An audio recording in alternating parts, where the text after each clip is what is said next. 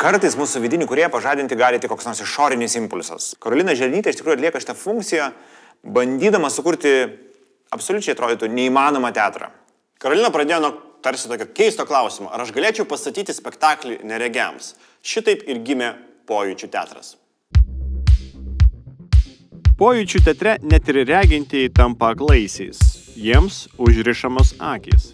Tuomet aktoriai ima žaisti su publikos juslėmis. Kvapai, garsai, prisilietimai, o kartais net skoniai suteikia būdą atskleisti spektaklio atmosferą, temą ir siužetą. Kaip sako pati režisierė, kai žiūrovo atimi regėjimą įsijungia vaizduotė.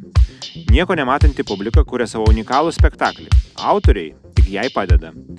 Visi turime vaizduoti, vadinasi, visi esame kūrėjai. Belieka ją pažadinti.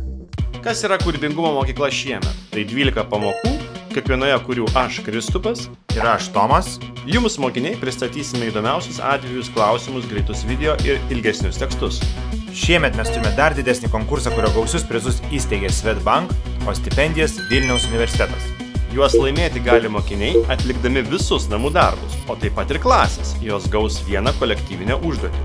Ir net mokytojai, jiems reikia pasinaudoti mūsų medžiagą ir pravesti savojo dalyko kūrybingą pamoką. Klausimus ir patarimus rasite kumokykla.lt, o mes dar esame čia ir čia. Geriausias draugas Swedbank, studijų draugas Vilniaus universitetas, draugai Delfi, ZIP FM, Mo muziejus, Vilniaus centrinė biblioteka.